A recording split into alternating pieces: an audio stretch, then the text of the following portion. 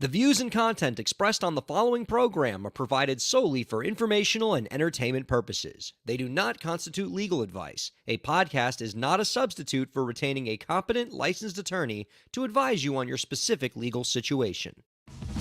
Break the business, play is work and work is play.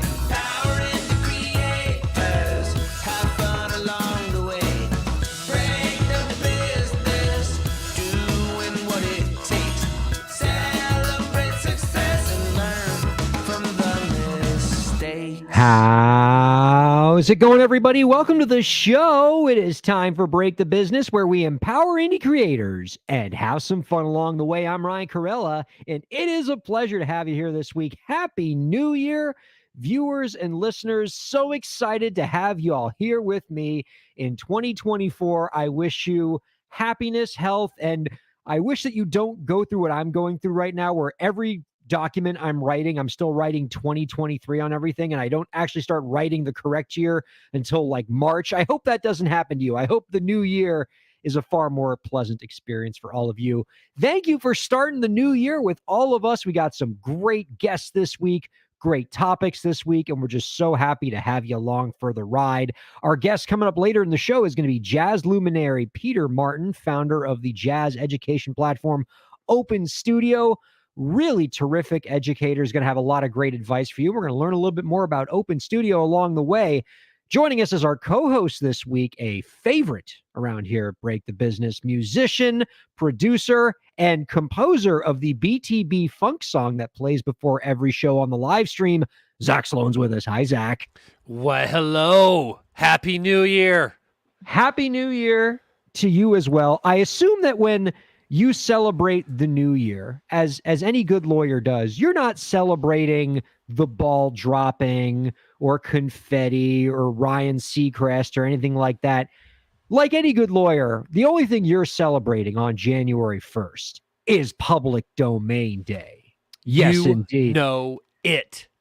We talked extensively last week, Zach, about Public Domain Day fast approaching. And I feel like it wouldn't be right if we didn't get your Public Domain Day perspective as a musician, as an attorney. I know you got a lot to say on this stuff. I know you probably got some thoughts on Mickey Mouse and Steamboat Willie and all that.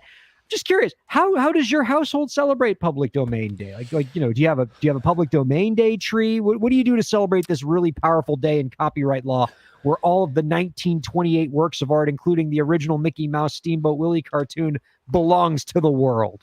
You know, what I do is I take all the ornaments off of our Christmas tree. I don't tell my wife I'm going to do this because she would say no. And I have learned that it's better to ask for forgiveness repeatedly than permission. Then what I do is I take clippings of everything that I'm excited about coming into the public domain, and I put them up on the tree piece by piece. And then I pretend to know what that stuff is when Annette asks me, what is that? I knew about Mickey Mouse, and or Steamboat Willie, excuse me. I was pretty excited about that. But the tree has since been obliterated. Well, it's Mickey Mouse. Mm-hmm. It's the original Tigger from the A.A. Milne Winnie the Pooh books. And then just a bunch of jazz records that I'm guessing our guest And Peter Martin knows about. Pan. What about Peter Pan, producer Lauren? Peter Pan is on the public domain now. Really? How did you miss that? Like, that's on my tree. Because I'll tell you why. I mean, that is amazing. I'll tell you why I missed that one, Lauren, because I got so obsessed, like most copyright lawyers did, with the original Mickey Mouse Steamboat Willie entering the public domain, and how the internet has just lost its mind about this, Zach. I don't know if you've seen the despicable, horrifying things that the internet is already doing now that the original 1928 Mickey Mouse is in the public domain. I want to go over a couple of them. First of all, a listener sent me this. It was just an internet meme of Mickey Mouse as Steamboat Willie just saying horrific things as quotes. Like, it was just it was a picture of Steamboat Willie spinning the captain's wheel as a meme, and then it would have quotes like, "I am the Zodiac Killer, Steamboat Willie." Or, wait, I have another one here. "I committed a hit and run, and I don't know if the person survived, Steamboat Willie." "OJ didn't do anything wrong, Steamboat Willie." So we're already making Steamboat Willie just do mean, awful, terrible things. Just as we did with Winnie the Pooh. I mean, what's the difference, Ryan? Well, just as we did with Winnie the Pooh. And in fact, one of the most notable things that happened when Winnie the Pooh entered the public domain 2 years ago was that some sadistic filmmaker created a horror slasher flick uh, with Winnie the Pooh and Piglet, who both entered the public domain, as central characters. It was called Winnie the Pooh Blood and Honey. You and me, Zach, had a lot of fun talking about. Yeah, I showed it to my fourth graders down there in Florida. It was fantastic.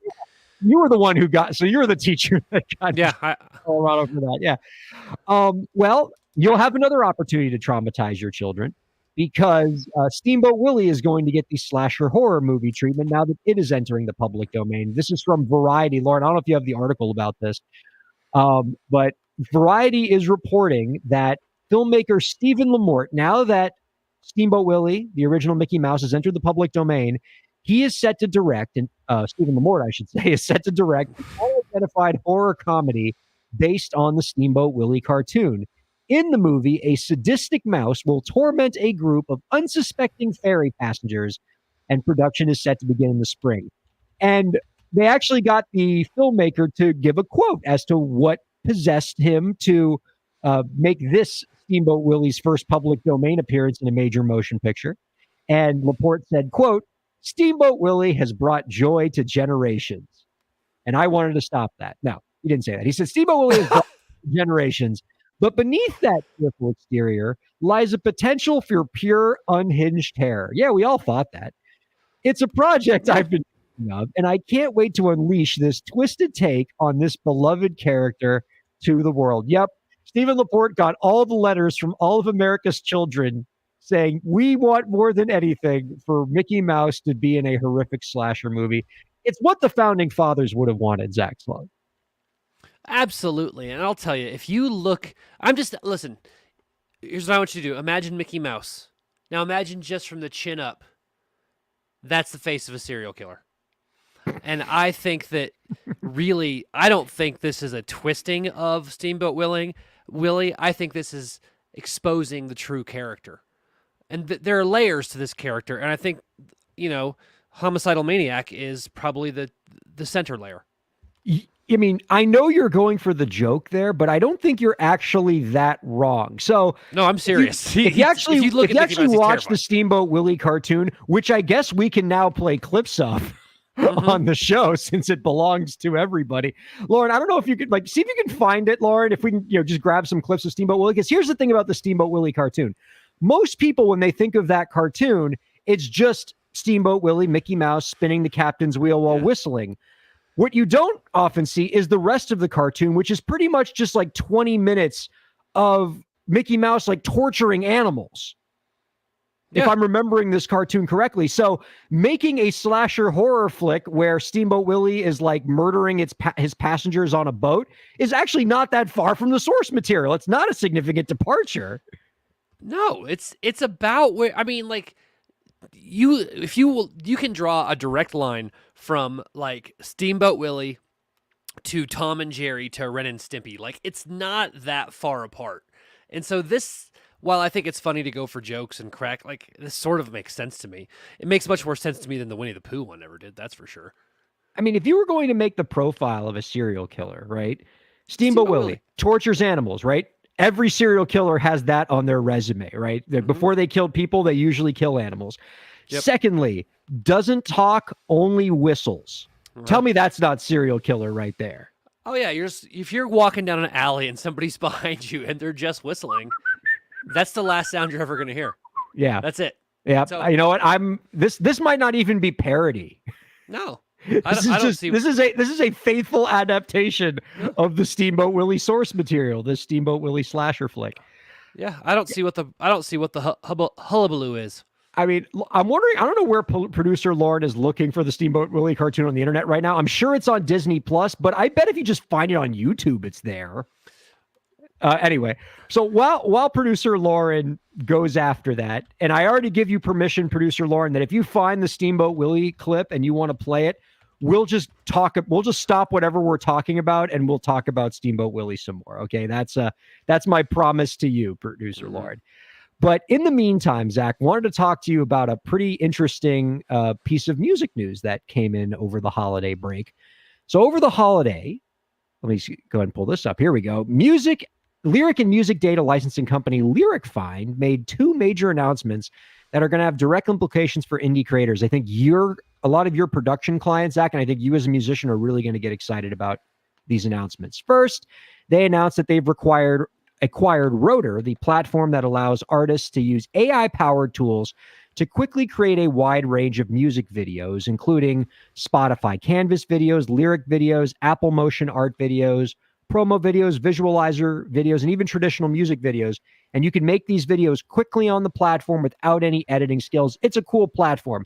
That's not the exciting announcement. We already knew this platform existed. The exciting announcement is that Lyric Find has also announced that they're going to partner Rotor with CD Baby to now directly integrate the Rotor music video creation platform into the CD Baby distribution service. So now CD Baby users, while they're distributing your music, can easily, quickly, efficiently create lyric videos, Spotify visualizer videos, all kinds of music videos right there on the platform. In a statement, Rotor CEO said, quote, "We're delighted to be working with CD Baby to bring the magic of Rotor videos to all of the hardworking and talented artists who deserve to showcase their music without having to invest thousands of dollars in teams of video specialists. Our mission is to make musicians look great online as they sound by giving them an alternative to dull static image videos, amateurish homemade videos filmed on mobile, and bank breaking, I should say, commissioned music videos." So I've always kind of been a fan of this platform, but it's always kind of clunky to use a separate platform from the platform that you use to distribute. What makes this new solution cool is that you can use it right in CD Baby. It's going to be a huge win for a lot of CD Baby artists. Producer Lauren just put up a video of some of the things there in the Rotor platform. You can see on the platform how you can use their library to easily find footage if you want to make a music video. It's got lots of skins and visualizers to create visualizer videos. You can create lyric videos in a snap. And I know, Zach, you know that lyric videos are becoming increasingly important for indie artists. A lot of music fans expect lyric videos. And even 4 or 5 years ago, making a lyric video was a pain in the butt. And now with a lot of the AI technology we have, you can do it very, very quickly and make really cool lyric videos with platforms like Rotor. Well, and Ryan, I haven't really I don't know if I've talked about this on the show before, but I'm a CD Baby user myself. I've done all my distribution through CD Baby, and big win for Zach today. I know, and it's cool because a couple months ago, well, maybe 6 months ago, we were talking about me actually wanting to make a music video using AI just as a little experiment. And Rotor's actually what I landed on to use. I haven't done it yet, but then when I saw that CD Baby had partnered up, I thought, okay, well, that sort of makes my job a lot easier. The thing that I was planning on using anyway is now part of the company I typically use for distribution. So I think it's a win-win for everybody who's involved with this. It's pretty exciting overall. Well, you'll also be happy to know, Zach, as a CD Baby user, I think I read that CD Baby users are now going to be able to get a 10% discount on the Rotor service. So I'm glad you didn't create your music video yet. But too. It's a huge win. And I'm seeing more and more videos on Spotify that have those visualizer videos too, where you have cool images and artwork that displays in a motion picture sense while you're listening to a song. I think of all the TikTok videos now where you watch like a clip from a movie and you just have like some kind of repeating animation that keeps the eyes focused on whatever you're watching. Like the same thing works for music, right? If the listener has something that they can watch while they're listening to your song, it helps them listen to it longer, get more immersed in it. But those videos used to be cumbersome to make, and now they're really easy to make. And now they're even easier to make because you can use it right with your CD Baby distribution service. I love it. I think it's really, really, really exciting. Rotor also looks to be pretty easy to use. And the nice thing about this is that we're getting to the point in AI where AI is getting better and better so rapidly that I think I'm sure there'll be some growing pains. And I'm sure the first couple times people use it, there'll be some kinks to work out. But I anticipate this being a really big win. And also, can I underscore one thing you said? Making your own lyric videos manually sucks. It takes forever. That's why I don't do it. It's awful. Now I'll start doing it. Yeah. And people love these kind of videos. So it's a huge, huge win. I remember I mean, even just a few years ago, having clients who would, I would try to tell them, like, you got to make lyric videos. They're so important. And like, it was pulling teeth. Because it Because sucks. like you It takes got to forever. line up the text. And even if we get the text right, like it doesn't look interesting. Like lyric videos like my clients used to have to make 10 years ago were basically just PowerPoints. Like Yeah. just slide with text, slide with more text, slide with more text. Not engaging, not a fun video.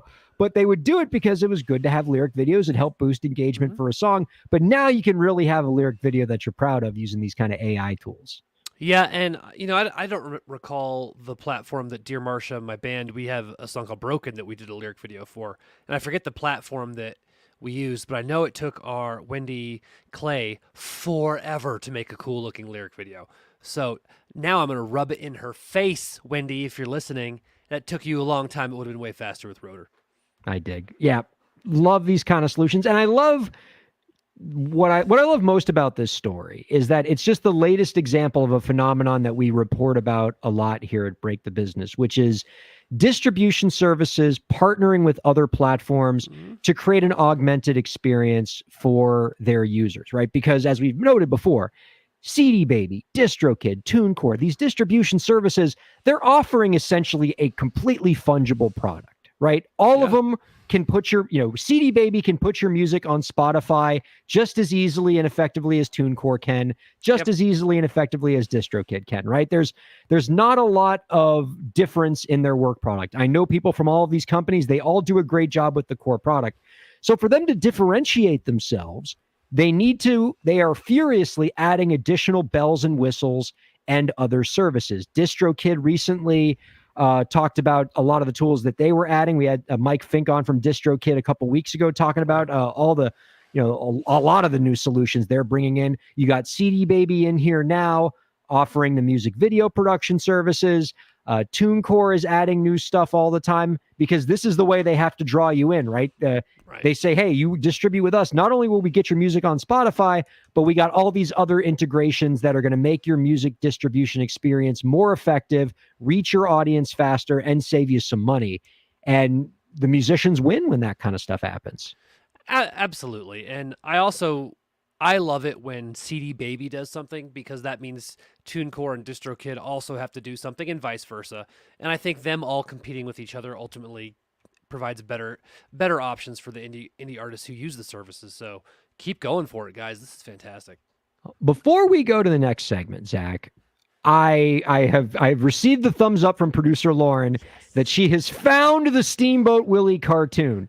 So since we no longer have to worry about copyright, let's go ahead and play some footage from this 1928 public domain classic to test my theory. Because if I remember this cartoon correctly, Steamboat Willie's like torturing animals and stuff. And maybe I'm just completely wrong. No, you're going to get us kicked off Twitch. Is that sadistic? Okay, so I was watching, like, I had loaded up the beginning of Steamboat Willie, and I have it playing in the background while I'm like talking to you guys or listening to you guys. I guess I'm not talking. And all of a sudden, I look at my screen and I was like, "Wait, what is happening right now?" And again, this is no research, but this took me 2 minutes to find. Right, we're going to share this tab instead. All right, let's see what we got here. Yeah, most people don't know that this Steamboat Willie cartoon is horrific because nobody gets past the first 30 seconds of the cartoon of him. Right, he's like steering a boat and we're like Yeah. happy and doing things. And I was like, yeah, okay. And then all of a sudden I looked down and I was like, wait, his song just goes. Oh, he's pulling a cat's tail. That's how you. No. And then he's like, swinging now the he's cat. swinging the cat around. But look at his eyes while he's swinging that cat. Like he's like, no. Cold, dead eyes. Now he's strangling what appears to No, be like don't some say it, kind of Ryan. You're going to get us bagpipe piece. demonetized.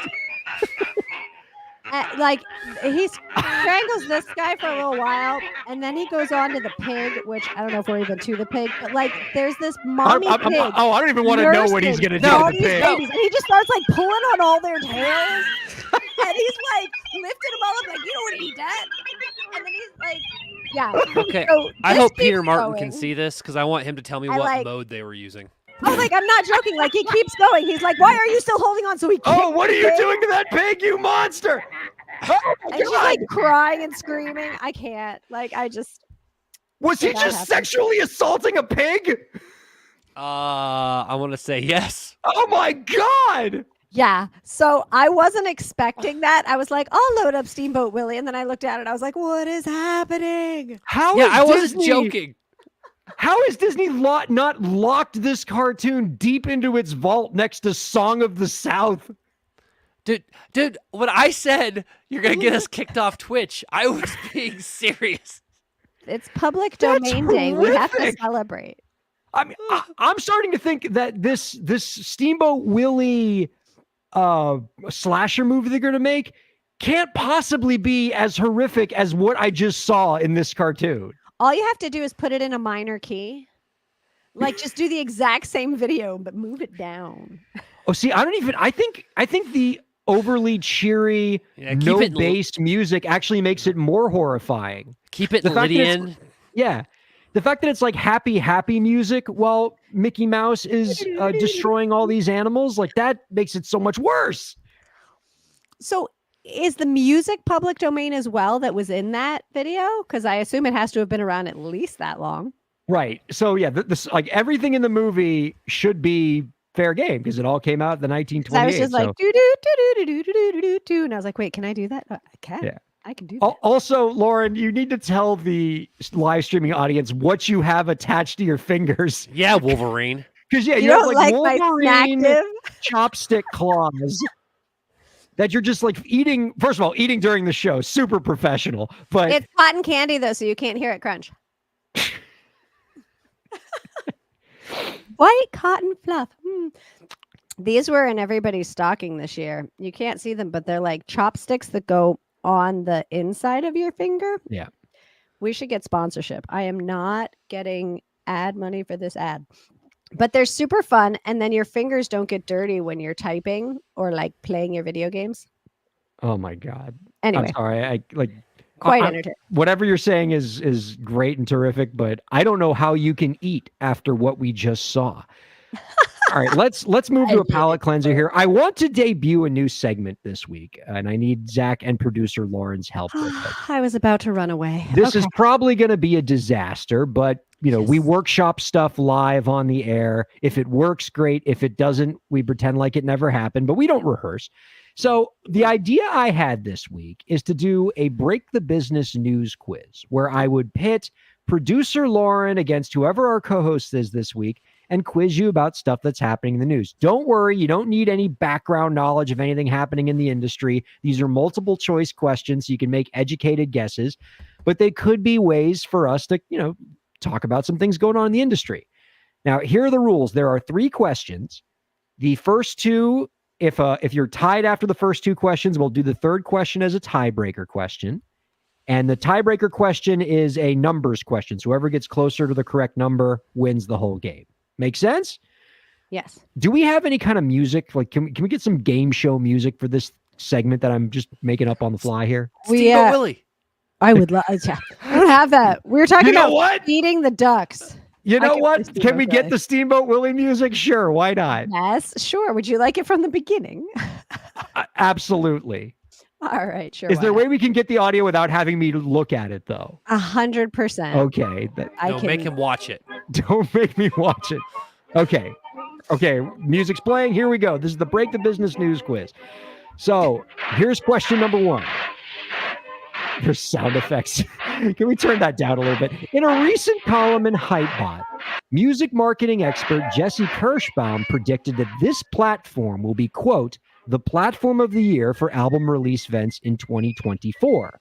Is it A, Vimeo, B, Roblox, C, Twitch, or D, Spotify? We'll ask Zach first. Roblox. You think it's going to be Roblox? No, that was the only Yep. one I was knowing on. All right, Lauren, what do you think it is? A, and I don't remember what A was. You don't think it's Roblox? You seem pretty confident in Roblox. I had 2 kids compete in scenic design in middle school using Roblox as their platform. I had no idea what it was at that time, but I'm pretty sure you can't do both. Okay, so you're thinking Vimeo, the video platform. Sure. Okay.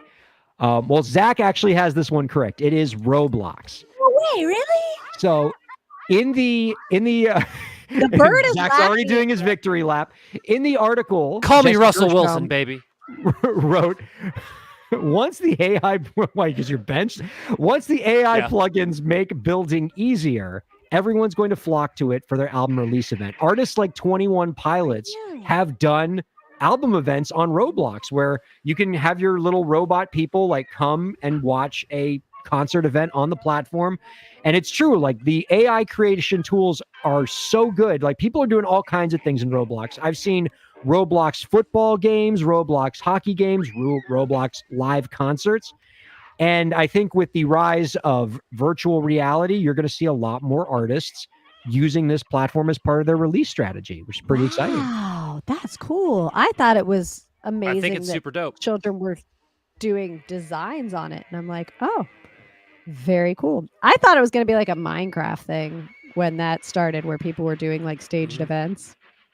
I Same like idea, it. though. Yeah, All no, right. I like the virtual world. So Zach's up 1-0 here. The next question.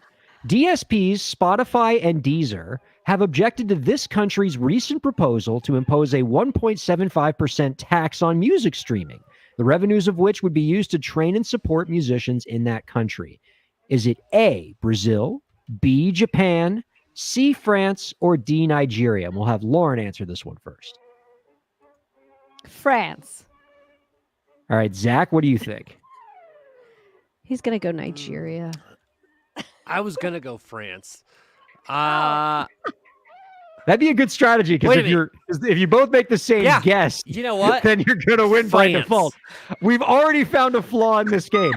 Make a note. Next time we do this, we're gonna make you write your answer beforehand. France. The answer is You know what? France. No. That's what I was gonna stay with.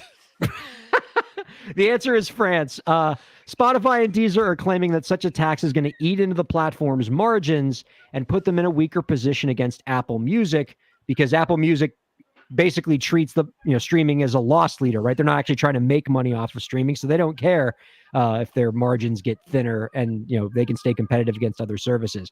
Right? I mean, I was kind of blown away by France. First of all, I love the idea of France trying to raise money to help support their indie music community in the country. That's really cool. I'm not convinced of music streaming being the best way to raise that revenue, only because like the margins are already very thin. A lot of the streaming services note that 70% of the revenue that comes in on music streaming already goes straight to the artist. So it's not clear what what other money can go to the government unless they raise prices, which I think they should probably do anyway. All right. Well, Zach has already won, so congratulations, Zach. But we'll go ahead and do the final one here before we go to break. It's a hollow victory with this music. Yeah. Especially because I can still see in the green room like the That's creepy what's been Steamboat driving me Willie nuts. I'm footage. watching it down Yeah. in the feed, and I'm like, "Nah." I have Anyway, a question for Zach, though. Zach, your Roblox answer, did you think you were going to be right on that? I knew that was it. I remember Oh, Drake okay. talking about that, or Drake's people talking about it. I remember 21 Pilots, and just what I know of, and also remember I work with middle schoolers, and so this is all pretty. Roblox is on my radar. It's a finger thing. on the pulse. Zach Slow knows his I stuff like here. it. So All right. Zach's already won. We can firmly declare that. But let's go ahead and do our third numbers question. So the answer to this question is a number. Whoever gets closest is the winner. Taylor Swift closed 2023 with her latest album, 1989 Taylor's Version, at number 1 of the Billboard 200 albums chart. In doing so, she broke Elvis Presley's record for most weeks at number 1 on the chart by a solo artist. How many weeks was the Elvis Presley record? And we'll have Zach guess first. I know this. Oh God, he's doing It's Steamboat like a- Willie's doing the creepy pig thing again. Oh God. It's all right. While you were asking, the cat was going, wow, wow. And I was like, It's like, wait, are we going Price is Right rules where if one person goes over, I can just say $1? No.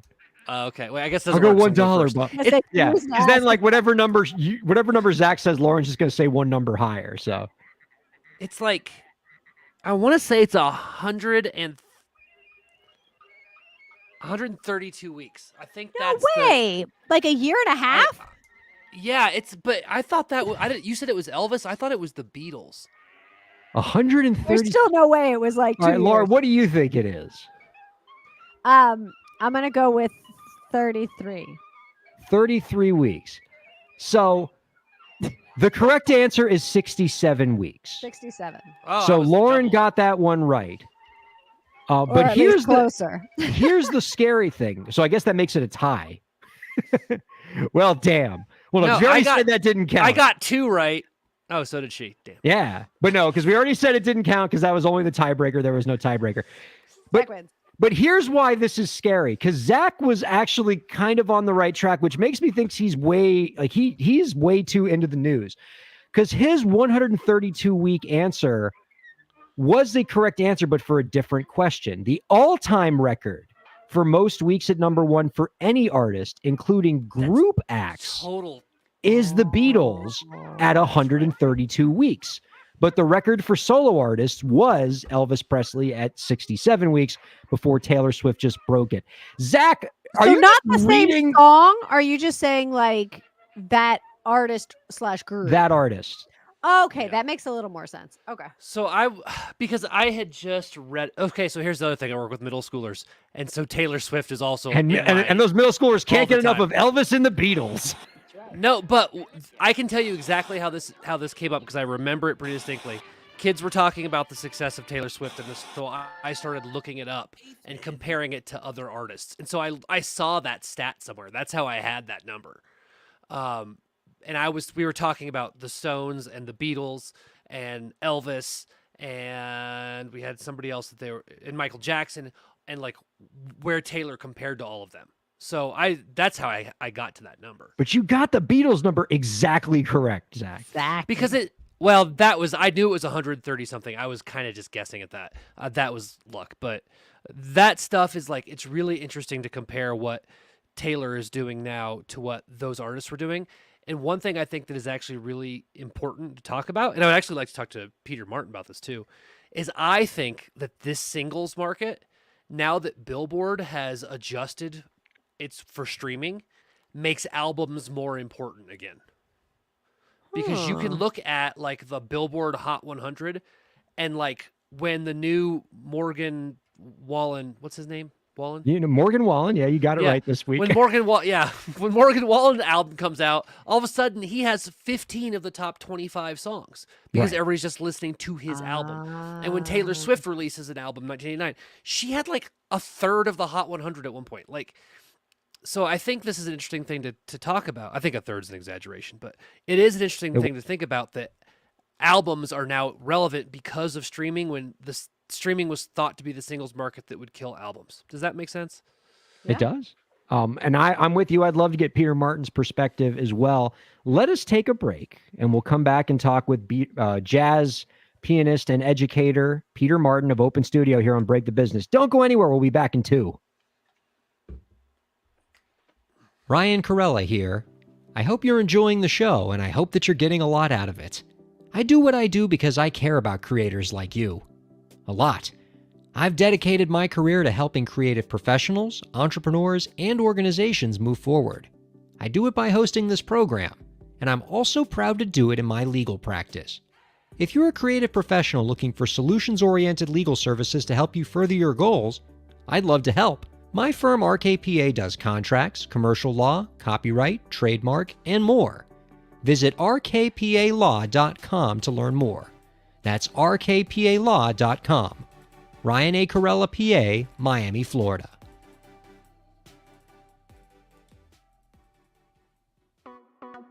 Streaming services for Break the Business provided by LEK Entertainment. LEK Entertainment is a full-service entertainment company offering everything from consultations to full-scale events and productions, including audio and video productions, voiceovers, staged theatrical productions, script and music development, and streaming services. For more information, visit lekentertainment.com. LEK Entertainment wants to help you bring your story to life.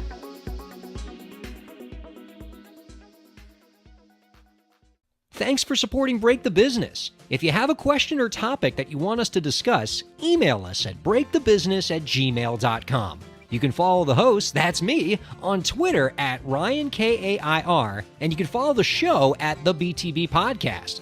Be sure to subscribe to the show on Twitch, YouTube, and Facebook, and on all major podcast platforms. And now, let's get back to the show. Welcome back to Break the Business, everybody. Ryan Kairalla here with Zach Sloan. Zach, before we bring in Peter Martin, I am just so glad that he's still in the green room and he did not immediately run away when I know for a fact that the moment he logged into the show, the first thing he saw was us just like screaming in fear about how horrific the Steamboat Willie video was. And any reasonable guest would have just immediately fired their agent right then and there and logged off. But he stayed with us, God bless him. I think I'm a little afraid because part of I feel like I might get fired from the podcast because I didn't sufficiently warn you about what was about to happen. Yeah. I feel like that's kind of like, you know, when somebody says something and like the producer gets fired, like there's got to be a fall guy, and I think since your name is on the Heads podcast, will roll. Yeah, I think I'm the fall guy. Oh no, it's we could never, Zach. You're a damn national treasure. As is our guest this week. Let's go ahead and bring him in. He's an acclaimed jazz pianist, educator, and founder of the online jazz education platform Open Studio. His latest album, Peter Martin and Generation S, dropped last month, and you can find out more about our guest's work by visiting petermartinmusic.com and openstudiojazz.com. We are happy to welcome Peter Martin on to Break the Business. Hi, Peter. What's going on, Ryan? What's up, Zach? How you guys doing? Doing very, very well, sir. It's an honor to be speaking with you. I mean, the first thing I'd probably mention, since we're talking with a jazz great right now, is so many of the most impressive musicians that I grew up with, like who I went to school with, and I know are doing amazing things in music right now. The one unifying thread that all of them have, even though some of them are rock artists and some of them are pop artists, they all did a little bit of jazz in school. They were in the jazz band. They went to jazz camp. They were studying jazz, and that background really helped them flourish into whatever kind of musical genre they went into later in life. Do you hear kind of similar stories? Do you endorse jazz as like a great style of music to learn wherever you might go in your musical journey? Yeah, absolutely. I mean, we are truly the Steamboat Willie of music education. We're the entry point. You know, we're just coming out of copyright, so it's super convenient too. No, I think. Well, it's funny you guys were watching that because that's what a lot of people think of when they think of jazz, is the kind of music that's in those early cartoons, and perhaps it kind of has some early jazz connotations in sort of a caricature way. I mean, it's jazz that's playing just like those are real pigs. You know what I mean? It's a similar kind of connection. They have the tail like a pig. But no, so I do think that jazz is I love jazz. I love the art form. I love the niche of what it is. But it's also a great place to learn how to play music. It's so inclusive in terms of the skills that you need. I mean, I grew up really playing classical music first. Both my parents are classical musicians, and my dad played in the St. Louis Symphony for many years. So I kind of came up on that scene. I went to Juilliard. I love classical music. But when I got into jazz, I realized, you know, as stuffy and ostentatious as us classical musicians can be, there's actually a whole world of, you know, harmonic knowledge and rhythmic knowledge and understanding of different grooves and stuff that classical music doesn't necessarily require that jazz does. So what's been fun for me with Open Studios, we have a lot of our members, a lot of students come to us that are really only interested in jazz, at least when they come in, for what it can do to inform their gospel playing or their blues playing, or how they can learn about specific, you know, advanced harmonic concepts or basic harmonic stuff. And so naturally, because I'm kind of a pretentious jazz player at heart, I chafed at that at first, but now I've come to embrace it, you know. And I think it's a great, in the same way maybe that, like for piano, you know, being a pianist, like the classical music is a great foundation for the technique of playing the instrument that you can take to any other form. I think jazz is a great foundation for ear training, for harmonic development, for all those kinds of skills. And I am interested in learning more about Open Studio and having you talk more about it. And we're definitely going to get into that in depth. Before we do, though, Peter, I have it on good authority that my dear co-host Zach Sloan has a bit of a bone to pick with you about one of your opinions on one of his, like, I guess one of his most treasured pieces of art. But I don't want to speak for you, Zach. You have at Peter. What did you want to say to him?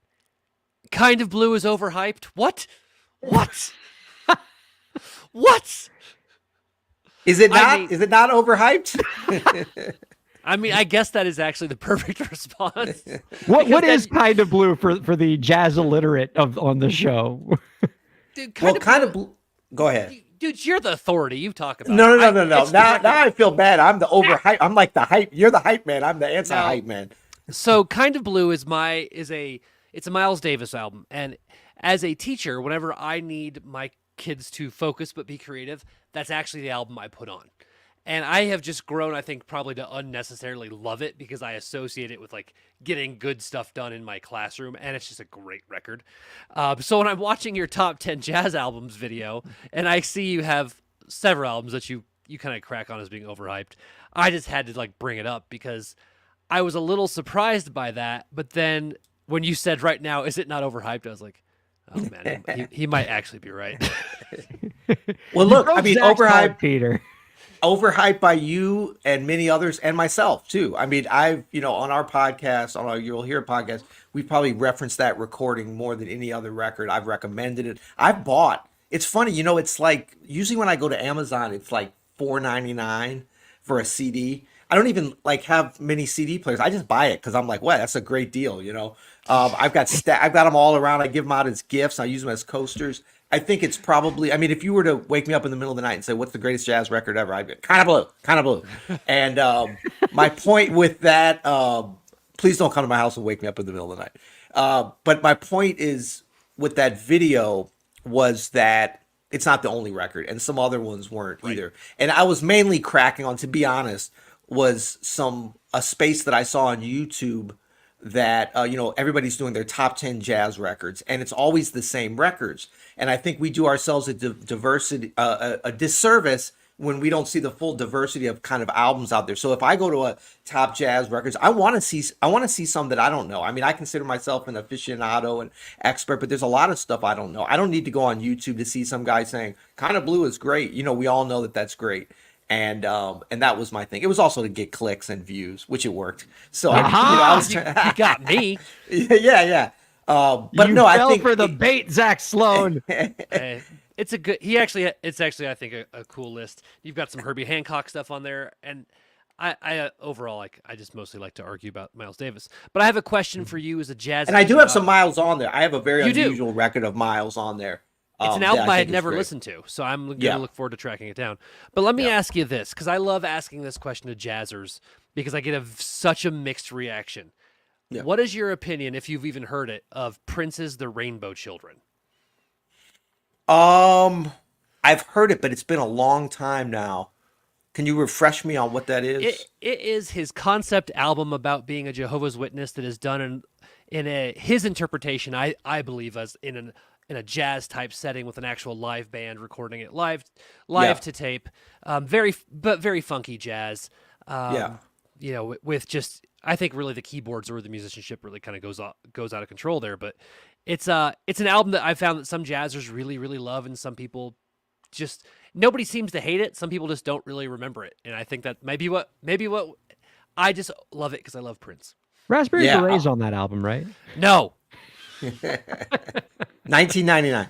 I mean, I think I want to go back and check it out. I love almost everything I've heard from Prince. I adore his music. I think he's just one of the master artists. I mean, I've heard some stuff that some people would say is jazz inspired. To me, everything that he does has some jazz, and especially blues, obviously R&B, rock. I mean, all these different influences, gospel, almost to the point of like kind of a rare artist where it's almost ridiculous to talk about different influences because they're all there without it being, just a cacophony of crap like some people are. I mean, I think he's a genius. I think he was a genius. And I mean, I put him up there like with these kind of artists like a Stevie Wonder or something where you can be like, there's definitely like, so like I'm more familiar with Stevie just because I'm a Stevie Wonder nut. Right. And in terms of his specific influences and stuff, and he was very influenced by jazz and knew a lot of jazz, and did certain projects like Secret Life of Plants that were more a little bit underground because they were so over the top instrumental and jazz and things like that. But then obviously he's got everything from that to the hits and stuff. Well, and for any of our listeners out there, if I recall, you have a video on the 5 levels of Stevie Wonder, right? And Yes. and I feel like I saw that a while back and enjoyed it. But I wanted to ask you this because you brought up gospel, and I was digging through some of your videos and some of the materials on. I'm spacing it now. Not You'll Hear It, but Open. Say the name. Studio. Open Studio. Open Studio. Jazz. Open Right. Studio Jazz. So you must have been at openstudiojazz.com. Yes. I we have was the website under the bottom of the Oh, screen. great. Peter Oh, Martin. no You don't wonder I'm need thinking to about it. plug, although that was a great plug. That was a good way to fix my memory. But you were talking about using jazz to influence gospel playing and vice versa. And as Yeah. a rock musician, or maybe country musicians who listen to this, or even lo-fi artists and things like that, what types of things can we rip from jazz to make our playing more interesting, or just even frankly more fun? Because sometimes I have a good time just stealing some jazz licks that I know. Yeah.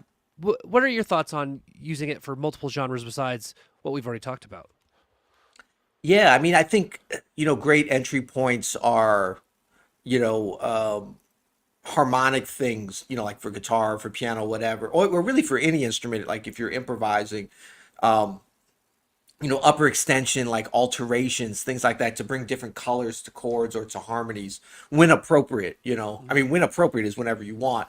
But I mean, I think that there's no, I mean, I don't want to be, hey, do it when the jazz guy says the jazz police are coming for you. No, but I think it's like when it's this, I don't look at it as that different as things that we take from rock or R&B or gospel into jazz, of which there's a lot of that, where there's a way to do it where it's just like an affectation that's kind of like, you're putting a silly hat on, hey, look at this, and then you're taking it off. But like, how do you take that influence? I look at a band like Weather Report that I listened to a lot when I was growing up, and I got to see them live when I was like 13 years old, and it was like, whoa. And I was big into classical and into jazz, but I didn't actually, I mean, I knew some fusion because I listened to Chick Corea and stuff, but I never thought about it like that. But I listened to rock and pop and like rap and stuff that was on the radio of the day. But I remember Weather Report, it was like they were just taking specific elements from rock. And I mean, of course, they called it fusion, but also funk, but putting it in this kind of jazz setting. But to me, it sounded the other way around. It sounded like a rock band that knew how to play jazz, So I think that kind of borrowing, when I've seen it done really successfully is when it's really just like you hear something that you like and you pull it in an organic way and you make it a part of the music, and you don't make it a thing of like, do I have to ask the gospel people if this is okay if I do this? I've never done that. I mean, I used to worry about that, but I think as I'm playing more over the years and getting a chance to play with different artists, like Roy Hargrove, I worked with him a lot when I met him when we were both in high school. But it's like people that can go in and out of different music in a fearless way. I've gotten better at doing that just by example, but then by my love of different styles of music, So it's like, how can we pull those in? But I think the harmonic thing is something that a lot of people are interested in.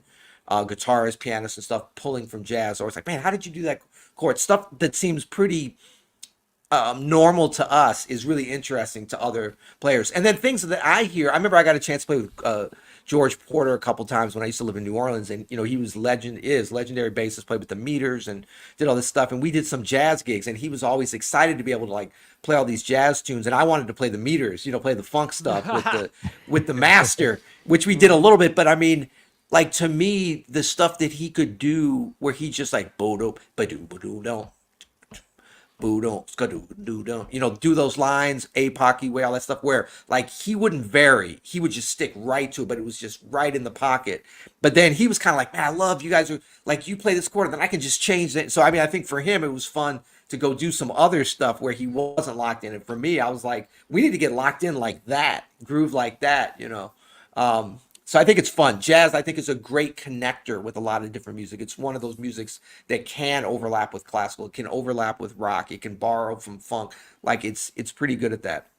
So every musician can benefit from learning a little or a lot of jazz. And so I'm thrilled that you developed this open studio platform that has all of these great resources, all of these great jazz legends coming together to help teach people in the online setting. As somebody who has been a long time jazz educator, what drew you to the online world as a way to teach people jazz through Open Studio? Well, it was really thinking about how could I share information, knowledge. This is what it was initially, with more people than I could actually sit down with in a lesson. So it was always up to that point. It was like, I had great teachers, starting with my mom. My mom is a Suzuki violin teacher, and I was doing that from when I was like 2 and 3 years old. So it was always in my house. And then I had really good piano teachers growing up. I had a lot of great musical privilege in terms of education. So, I mean, I was exposed to fantastic teaching. So I kind of knew what that was. And then I got a chance when I was 14 years old to meet Wynton Marsalis, the great trumpeter, of course. He was playing with the St. Louis Symphony, and my dad was playing with them at the time, and he was talking to him and I mean, Wynton was young. He seemed old to us at the time, but he was probably like 23, 24. He was like early 20s. This is right when he got a Grammy for playing classical and jazz, wearing the suits and the whole thing, mid 80s. But I mean, my dad was talking to him, and he said, my son and some of his friends have this jazz group, but they don't really know what they're doing. They need some help or whatever. And Wynton said, bring them to the rehearsal tomorrow. I'd love to meet them. So we got to skip school and come down and meet Wynton. And that was like a life-changing thing for me, because he was very like, I mean, I loved his playing, and I was just getting into jazz, and I'd heard his records, and I'd just seen him play on the Grammys. But he was also like very giving with information. He's the first one who kind of told me about Thelonious Monk. Although I told my dad, it's like, you guys, Thelonious, and my dad's like, I've been listening to his records, trying to get you to listen to that for years, But I was like, that's dad music. That's like those dad genes you got. But Wynton. And Wynton gave me his phone number and said, keep in touch if you have any questions. And so it really became like kind of a mentor situation. And then I had other great jazz musicians in St. Louis, where I grew up, and then later on in New Orleans when I moved down there, that helped me along, playing with Betty Carter and stuff. So I mean, it was about sharing information that I got. And so I sort of had the idea of I started touring a lot over the years, and I would meet young musicians, and they're like, can I get a lesson when you come to town or whatever? I'm going all around the world playing with different people, and I would meet with some of them, but I just never had time. Like, we're playing, and then you're going on to the next city. And so I had this idea about, trying to do something where I'm just posting one way, making some videos addressing specific issues that people were always asking me about. And I was just like, maybe people will watch it, maybe not. Also, I was teaching up at Northwestern University for a few years in the music department, and in the jazz program, and I'd always get the same questions from my students. I had great students, but they were like, I'd go up there for the day. I'd fly up in the morning, teach all day, and then come back in the evening. I was so tired, and then I get these emails from them. They're asking, how was that, nerd stuff, nerd piano questions. What was that fingering you showed me? And I was so sick of like typing out the answers that I just started putting a camera, and this was before iPhone, so I had a flip cam, which was like OG potato quality, and I'd set it on the piano, and I would just make a video demonstrating for them, and then they could watch it and start and stop it. And that's when I first started realizing like certain concepts are better on video than in person, because a really good student can sit there and watch it, pause it, watch it again, watch how my hand is, so it was more technical stuff I was showing them. And then that really became the beginning of something called 2-Minute Jazz that we put on YouTube. It was actually originally on Apple Podcasts. When Apple first started podcasts on iTunes, it was video only. And my co-founder Dan kind of had an idea, and he's like, why don't we put some of these 2-minute videos you have already made on the podcast and just see what happens. And like the next day after we posted the first couple of one of them, we got all these, like, I was featured on the iTunes page for #1 music commentary, because they didn't have any other videos, and Apple was like starved for content. It was just luck. The videos were horrible. The video quality was bad. I was like kind of dour, and and mean in my attitude. But I went to number one on the charts then, and so that would be, kind of became my first fans of my teaching, and I started getting feedback like, "Oh, that's so cool. Can you make another video?" And I was kind of like, "For what?" Um, but you know, I just sort of slowly would see different times, and then YouTube came out. We posted some of them there, and I told Dan, I was like, "This YouTube thing is crap. No, this is never going to catch on." Turns out I was wrong. That platform did work out, but we would just experiment with different things, early internet stuff, and then once I saw that we were really getting traction, I started thinking more like, what would this look like as, you know, as a real business? And then we formed Open Studio. I brought in some of my friends that were fantastic artists and teachers, you know, and that was sort of some of the first courses. But I still didn't realize it was still very one way. How'd you get all these really big jazz names to contribute lessons and curriculum to Open Studio? I have enough trouble getting like jazz musicians to join me on an email to talk about a contract, and you got like all these big names in jazz to just like be on your platform. You must be quite the sweet talker or charismatic individual. Yes, and I blackmailed them. Oh, there you go. Yeah. Okay. Nice. Yeah, I mean, I really started with friends that just happened to be great artists. I mean, I was trying to get Diane Reeves because I'd been touring with her for years. And she was kind of like, I don't really teach. I don't know. I was like, okay. So, but then I got some other, like I got Christian McBride. Once I got Christian, who's a fantastic, I mean, he's like, it's funny. I don't really think about him as a legend, but we go do gigs and they introduce him as legendary. And I've known Christian since he was 15 years old. I was 16 when we met. He's amazing. Once I signed Christian, like a lot of things happened. Diane called me. It was like, I want to do one of your Open Studio things. You know, like he really opened the door because his thing, it was beyond just piano. It was beyond just me. I mean, I had some other artists, but he was sort of the first name artist, and that helped out a lot. But it was really just, you know, people that I had toured with. It wasn't everybody that I called. I wanted to get people that really had the charisma and teaching chops in addition to being great players that really could pull this off. Because it's hard, like, teaching in front of a camera as opposed to teaching an individual. Not everybody can do it, you know, and it takes time. I mean, I've done like 13 or 1400 lessons at this point. So it's, it comes relatively easy to me, but it's still, you know, you have to really get into another zone. It takes some practice. Well, that's excellent. I encourage our viewers and listeners to check out openstudiojazz.com and take advantage of the thousands of educational resources in jazz that you can find there. Whether you're a jazz musician or not, you can all benefit from learning a little bit about what this medium can do for you as a musician. I also would have you check out petermartinmusic.com to check out our guest Peter Martin's latest album, Peter Martin and Generation S, which dropped last month. A lot of great stuff to check out there. Our guest has been Peter Martin. He's the founder of Open Studio, a legendary jazz pianist, educator, and the founder of Open Studio. Peter, before we let you go, we got one last question for you. Do you have any last tips for the indie creators out there to help them move their careers forward? Well, I think the biggest thing that comes to mind is to create.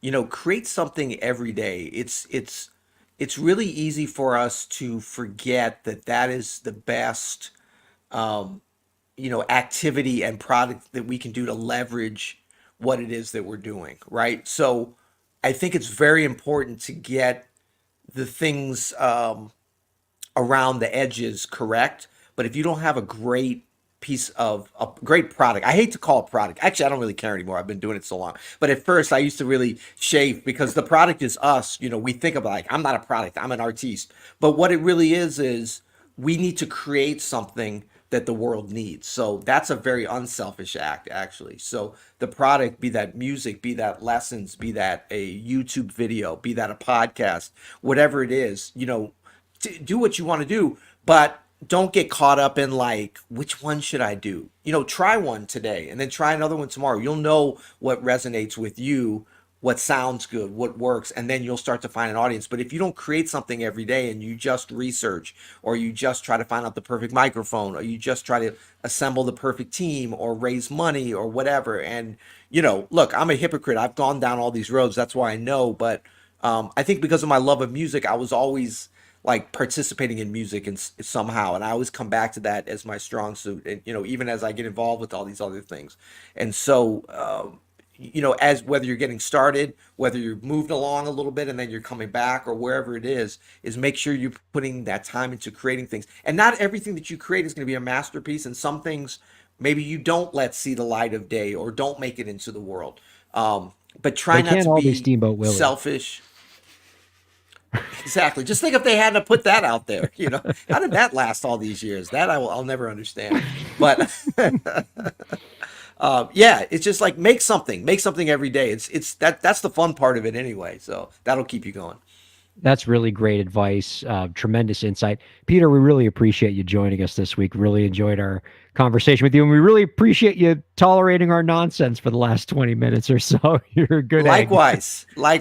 Thank you, guys. Right on. All right. That's Peter Martin from Open Studio, everybody. Our thanks to Peter Martin, producer Lauren, Zach Sloan, Steamboat Willie, and all of you viewers and listeners for checking out Break the Business. Our guest next week is going to be Alan Jenkins of Harvard Law School, the professor. We'll see you next week. Break the business, play is work and work is play. Power into creators, have fun along the way. Break the business, doing what it takes.